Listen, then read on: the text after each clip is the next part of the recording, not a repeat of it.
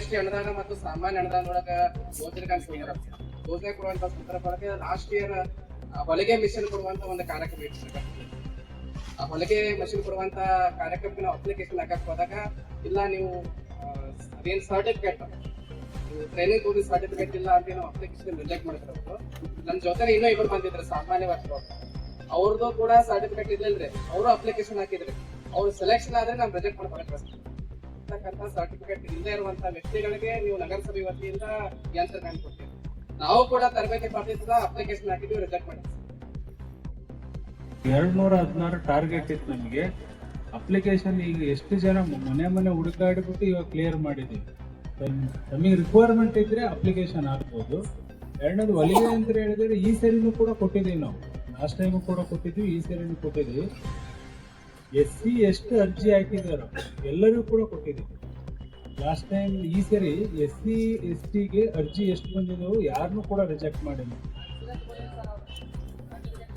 Reservation ಕೊಟ್ಟಿದ್ದೀವಿ ಅಲ್ಲ, ಈ ಸರಿನಾರು ಹಾಕಿದ್ದೀರಾ? 12 ಕೇಸ್ ಆಗಿದೆ ಸಬ್ ಡಿವಿಷನ್, ಅಂದ್ರೆ ಬೀಳಿಗಿ ತಾಲೂಕು, ದೊಡ್ಡಬಳ್ಳಾರಿ ತಾಲೂಕು, ತೇರದಾಳು, ಮುದೋಳು, ಜಮಖಂಡಿ. 12ರಲ್ಲಿ ಈಗಾಗಲೇ 7 ಪ್ರಕರಣಗಳಿಗೆ 67,4,75,000 ರೂಪಾಯಿ ಪರಿಹಾರ. ಈಗ ಉಳಿದ ಏನಿದೆ ಅಂದ್ರೆ ಸರ್ಕಾರದಿಂದ ಅನುದಾನ ಬರದೇ ಇರೋದ್ರಿಂದ ಲೇಟ್ ಆಗ್ತಾ ಇದೆ. ಇತರ ಅವಾಗಿಂದ 2 ದಿನದಲ್ಲಿ DC ಅವರು ಮತ್ತು ನಮ್ಮ ಇವ್ರು ಜಂಟಿ ಅಕೌಂಟ್ ಕೊಟ್ಬಿಡ್ತಾರೆ. ಆದ್ರೆ ಈ ಸದ್ಯ ಅನುದಾನ ಕೊಡ್ತಿರೋದ್ರಿಂದ ಇನ್ನೂ 7 ಪ್ರಕರಣಗಳಿಗೆ ಇನ್ನೂ ನಾವು ಪರಿಹಾರ ಕೊಡ್ತೀವಿ.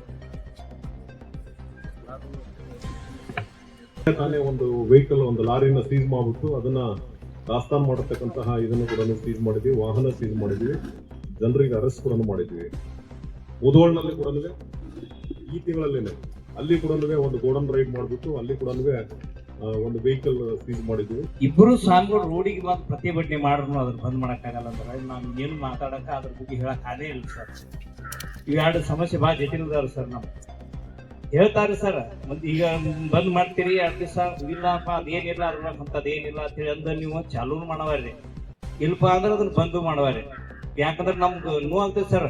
ನಮ್ಮ ರುದ್ರ ಸ್ವಾಮಿ ಮಠ, ಓದಿ ಮಾಡಿಸ್ಕ ನೀ ಏನಂದ್ರೆ ಜಮಖಂಡಿ ಒಳಗೆ ಅವ್ರಿಬ್ರು ಸ್ವಾಮಿಗಳು ರೋಡಿಗೆ ಇಳಿದ್ರು ಬಂದಾಗಲ್ಲ ಅಂದ್ರ ನಮ್ಮಂತವ್ರಿಗೆ ಅದು ತಿಳಿಯಲಿಲ್ಲ. ಅದನ್ನ ಪ್ರತಿಭಟನೆ ಇಂಥ ಸ್ಟೇಜ್ ಒಳಗ ಅಥವಾ SP ಆಫೀಸ್ನಾಗ, DC ಆಫೀಸ್ನಾಗ, ನಿಮ್ DYSP ಆಫೀಸ್ನಾಗ ಹೇಳಿ ಉಪಯೋಗ ಸರ್. ಯಾಕಂದ್ರೆ ಜನರಿಗೆ ನೋವು ಐತಿ ಸಾಕಷ್ಟು, ತಿನ್ನೋರು ಸಗರ ಸರ್ ಅಪ್ಪದಾರ. ಅದಕ್ಕೆ ನಮಸ್ಕಾರ. ನಿನ್ನೆ ರೇಟ್ ಮಾಡಿದೀವಿ ನಾವು, NC ಆಗಿದೆ, ಇವತ್ತು FIR ಆಗಿದೆ. ಹಂಗಾಗ್ಬಿಟ್ಟು ನಾವು ಯಾರು ಮೀಡಿಯಾದವ್ರಿಗೆ ಇನ್ನೂ ಕೊಟ್ಟಿಲ್ಲ. ಅದು ಟೋಟಲ್ 3,600 ಮಾವಾ ಪಾಕೆಟ್, ಅಂದ್ರೆ 108 kg ರೆಡಿ ಮಾಡಿರ್ತಕ್ಕಂಥ ಮಾವಾ ಪಾಕೆಟ್. ಅದ್ರ ಜೊತೆಗೆ 90 kg ಅಡಿಕೆ ಪುಡಿ, 50 kg ಇದು ಅಡಿಕೆ ಪೌಡರ್, ತಂಬಾಕು 50 kg, 90 kg ಅಡಿಕೆ ಪೌಡ್ರು, 20 kg ಸುಣ್ಣ, 2 ಮಷೀನು ಮತ್ತೆ ಒಂದು ಸಣ್ಣ ತೂಕದ ಮಷೀನು, ಇಷ್ಟೆಲ್ಲಾನ ಸೀಸ್ ಮಾಡಿದ್ವಿ. ಟೋಟಲ್ ಆಗಿ ವ್ಯಾಲ್ಯೂ ಬಂದ್ಬಿಟ್ಟು ಅದು 1,71,000. 3 ಜನ ಆರೋಪಿಗಳಿದ್ದಾರೆ ನೀನು ರೇಡ್ ಮಾಡ್ತಕ್ಕಂಥ. ಮುಜುಗರ್ಗ ಒಳಗಾಗಿದೆ. ಅವೆಲ್ಲರೂ ಕೂಡ ಪ್ರಶ್ನೆಗಳನ್ನ ಕೇಳಬೇಕು, ಅಧಿಕಾರಿಗಳಿಂದ ಉತ್ತರ ಪಡಿತಕ್ಕಂಥ ಕೆಲಸಗಳು ಆಗ್ಬೇಕು.